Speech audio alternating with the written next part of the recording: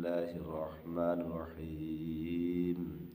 قل أعوذ برب الناس ملك الناس إله الناس من شر الوسواس الخناس الذي يوسوس في صدور الناس من الجنة والناس। এই সূরা কোরআনুল কারীমের ভিতরে সূরা ফালাক আর নাস নাজিল হওয়ার প্রেক্ষাপট হইল যে আল্লাহ পাক রব্বুল আলামিন রাসূল সাল্লাল্লাহু আলাইহি সাল্লামের জামানায় এরকম মানুষ ছিল যে এই চুল অথবা শরীরের কাপড় কিছু শরীর থেকে কিছু জিনিস নিয়ে তারা কুফরি করত এবং কুফরি করত। তো দেখা যায় যে যে এই সূরা ফালাক এবং সূরা নাস নাজিল হওয়ার পেছনে রহস্য হইল রাসূল সাল্লাল্লাহু আলাইহি সাল্লামের জামানার সময় এক ব্যক্তি আসেফ ইবনে লবিব তিনি রাসূল সাল্লাল্লাহু আলাইহি সাল্লামের মাথার একটি চুল নিয়ে 11টা গিরা দিয়ে একটা কুয়ার মধ্যে ফেলে দেন। রাসূল সাল্লাল্লাহু আলাইহি সাল্লাম ওই দিন থেকে তিনি শরীরের ভিতরে একটু পেটের ভিতরে একটু জ্বালা সৃষ্টি হয়, একটু ব্যথার অনুভব হয়। তখন আল্লাহ পাক রব্বুল আলামিন জিবরাইল আলাইহিস সালাতু ওয়াস সালামের মারফতে সূরা ফালাক আর সূরা নাস আয়াত চলে আসে রাসূল সাল্লাল্লাহু আলাইহি সাল্লামের নিকট। তখন রাসূল সাল্লাল্লাহু আলাইহি সাল্লামকে জিবরাইল আলাইহিস সালাম বলেন, আপনি এই দুইটা সূরা পড়েন, পড়ার পরে ফু দিয়ে দেন। আপনার দেহের থেকে যে চুল নিয়েছিল, চুল নেওয়ার পরে যে 11টা গিরা দিয়েছিল, এই দুইটা সূরার ভিতরে 11টা আয়াত আছে। প্রত্যেকটা আয়াত পড়ার সাথে সাথে 11টা গিরা কী হইবে, কেটে যাবে, ছুটে যাবে, আপনার শরীর সুস্থতার অনুভব করতে পারবে। অদ্যবেদী কোরআনুল কারীম সূরাতুল মুহাম্মাদের প্রথম নম্বর আয়াতের ভিতরে বলছে আল্লাযিনা কাফারু ওয়া সাদ্দু আন সাবিলিল্লাহ আদাল্লা আমালাহুম। আল্লাহ এখানে আয়াতে বলেন যারা কুফরি করে তাদের সমস্ত আমল কি হয়, নষ্ট হয়ে যায়। এই জন্য এখনও আমাদের দেশে মানুষের কি করে, ক্ষতি করে। এই জন্য আল্লাহ পাক রব্বুল আলামিন এই আয়াতের ভিতরে বলছে তোমরা গোপন অনিষ্ট হইতে আল্লাহ তুমি আমাকে রক্ষা করো।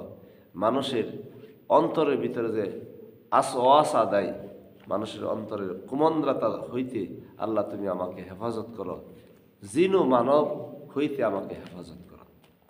আল্লাহ এখানে জিনের ভিতরে খারাপ আছে, ভালো আছে, মানুষের ভিতরে খারাপও ভালো আছে।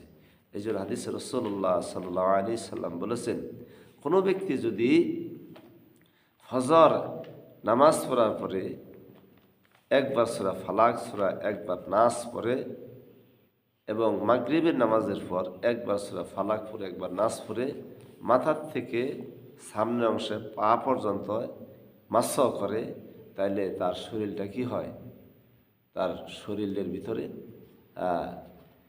একটা কোনো মানুষ তার ক্ষতি করতে পারে, তার শরীরটা বন্ধ হয়ে যায়। আমরা ওটা ভাষায় বলি যেটা বন্ধ হয়ে যায়। তো আল্লাহ পাক রব্বুল আলামিন কোরআনুল কারীমের ভিতরে বলেন কুল আউযু বিরাব্বিন নাস মালিকিন নাস ইলাহিন নাস। প্রথম নম্বর আয়াতে আল্লাহ পাক রব্বুল আলামিন এখানে দুইটা বিষয় আল্লাহ পাক রব্বুল আলামিন কথা বলেছেন। একটা হইল রবের বিষয়, আর একটা হইল আসওয়াসাত থেকে, মানুষের কুমন্দ্রতা থেকে, গোপন কুমন্দ্রদাতার থেকে রক্ষা করা, হেফাজত হওয়া। তো এখানে বলা হয়েছে কুল আউযু বিরাব্বিন নাস মালিকিন নাস ইলাহিন নাস। এক নম্বর আয়াতে কারিমায় বলছেন আমি আশ্রয় প্রার্থনা করছি আমার রবের, আমার মানুষের পালনকর্তার। আমি আশ্রয় প্রার্থনা করতেছি মানুষের অধিপতির নিকট হইতে, আমি আশ্রয় প্রার্থনা করতেছি মানুষের উপাস্যের প্রতি। তিনটা বিষয় এখানে বর্ণনা করা হয়েছে। আমরা খেয়াল করি যে আমাদের পালনকর্তাকে, আমাদের পালনকর্তা হলো রব্বুল আলামিন, যিনি আমাদেরকে রিজিক দেন, আল্লাহ খায়রুর রাজিকিন, যিনি আমাদেরকে খাওয়ান, যিনি আমাদেরকে শ্বাস দেন, প্রশ্বাস দেন, যিনি আমাদেরকে মৃত্যু দেন, যিনি আমাদেরকে দুনিয়াতে বেঁচে রাখেন, আমাদের পালনকর্তাকে। এই জন্য মুসা আলাহিসাল্লামের জামানায় ফিরওয়ান বলছিল, আনা রব্বুকুমুল আল্লাহ রব্বুকুমুল আলা, আমি তোমাদের রব। কিতাবের ভিতরে আসছে সে নিজেকে খোদা দাবি করছিল, তোমরা আমাকে রব বলে মানো। আসলে তো যিনি আমাকে আপনাকে এই বিশ্ব সমস্ত পরিচালনা করছেন তিনি একমাত্র রব, আল্লাহ সুবহানাহু ওয়া তাআলা, সকলের রিজিকদাতা, সকলের সৃষ্টিকর্তা। এই জন্য পালনকর্তা একজনই।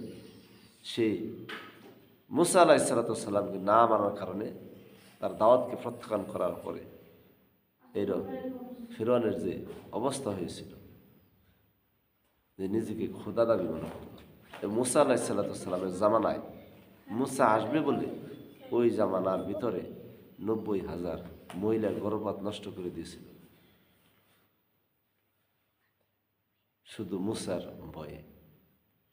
নিজেকে খোদা দাবি মনে করছিল। আদা এই সমস্ত বাদশাদেরকে আল্লাহ কী করেছেন, তাদেরকে এখনও অদ্যাবধি পৃথিবীতে 4 জন বাদশা ছিলেন। তার মধ্যে একজন হলো হযরত সুলাইমান আলাইহিসসালাম, একজন আরেকজন হলো জুলকিফল, আর 2 জন হলো ফেরওয়ান আর নমরুদ, যাদের কথা ইতিহাস সাক্ষ্য দেয়। আজও পর্যন্ত মানুষ এই অত্যাচারী শাসকদের কথা মানুষ স্মরণ করে। এই জন্য তারা নিজেকে খোদা মনে করতো, দাবি মনে করত।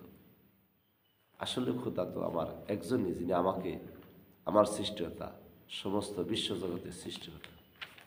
আল্লাহ কুরআনুল কারীমের ভিতর বলছেন, সূরাতুল লুকমানের ভিতর বলছেন, হযরত লুকমান আলাইহিস সালাম যখন তার সন্তানকে উপদেশ দিতে বললেন, ইয়া বুনাইয়া লা তুশরিক বিল্লাহি শাইআন ইন্না শিরকা লাযুলমুন আযীম, নিশ্চয়ই আল্লাহর সাথে শিরক করা শিরক বড় জুলুম।